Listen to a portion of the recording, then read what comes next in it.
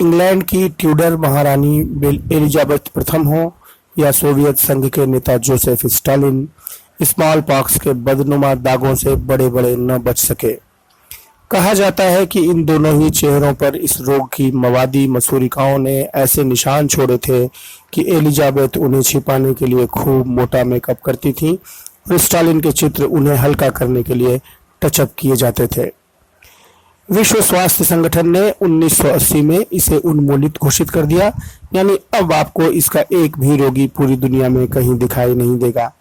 लेकिन एक जमाना था जब यह महामारी का भयंकर रूप धरकर बस्तियां, गांव, शहर उजाड़ देता था, सत्ताएं पलट देता था, इतिहास की दशा दिशा मोड़ देता था। कैसा विचित्र नाम था, स्मॉल पॉक्स। आप सोचते होंगे कि अगर ये स्मॉल पॉक्स इतना मारक था तो ग्रेट पॉक्स कैसा रहा होगा। चौंकिए नहीं, ग्रेट पॉक्स आज भी हमारे बीच एक अदना सा रोग बनकर मौजूद है।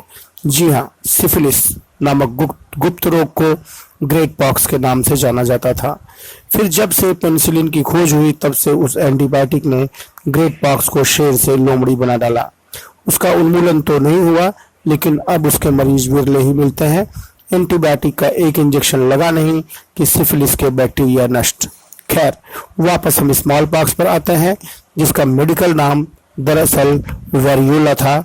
यह रोग मौत लाता तो था ही, चेहरों अंगों को विकृत करने के अलावा आंखों की कई बार रोशनी भी छीन लेता था। मिस्र की मम्मियों से लेकर मध्यकालीन राजाओं सम्राटों तक किसी को इसने बख्शा नहीं। फिर आम लोगों की भला क्या बिसात है ही थी।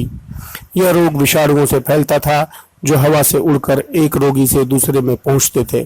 पूरे शरीर में कुछ ही दिनों बुखार और बदन दर्द, फिर भर जाती थी त्वचा मवाद की नन्ही पुटिकाओं, मसूरिकाओं से। विभत्स विद्रूप शरीर जिसे देखकर दूसरे लोग अकुला उठे, साथ ही उनमें फैलने का खतरा अलग। फिर दानों के भरने के बाद चित्तीदार दागों से पटा जिस्म। गलती से अगर एक दो मसूरिकाएं आंख में निकली कि आंख खराब। भारत के आम जन में इस रोग को चेचक या बड़ी माता की संज्ञा प्राप्त थी। वसंत में इसके सबसे ज्यादा मरीज मिलते थे और इसके भय के कारण उसी समय आज तक शीतला माता की पूजा होती चली आ रही थी। यह रोग के आतंक का श्रद्धा द्वारा कातर मनुष्य का प्रतिकार था। यह रोग के आतंक का श्रद्धा द्वारा कातर मनुष्य का प्रतिकार था। हरा नहीं सकते तो झुक जाओ, उसे देवी बना लो, शायद वह बख्श दे, शायद वह पिघल उठे, शायद कोई शक्ति है जो रुष्ट है। काश कि मानव का यह मानवीकरण अपने साथी मानवों में भी दिखाई देता जो उसका कुछ बिगाड़ने की स्थिति में नहीं है। लेकिन ऐसा वह करेगा नहीं। वह देवता या देवी उसे ही मानेगा जो उसकी हानि करने में सक्षम है। भय और भीति से ही आस्था का जन्म सिद्ध रहता आया है। फिर एक आदमी ने कुछ ऐसा किया कि स्मॉल पॉक्स का देवत्व भंग हो गया। उसने उस पर जीत का मार्ग निकाल लिया। उसने उसकी कमजोरी जान ली। बस फिर 200 से भी कम सालों में यह प्रलयंकारी देवी दुनिया के नक्शे से लुप्त हो गई। आज स्मॉल पॉक्स के मरीज नहीं मिलते, लेकिन इसका विषाणु आज भी अमेरिका और रूस की कुछ प्रयोगशालाओं में सुरक्षित है।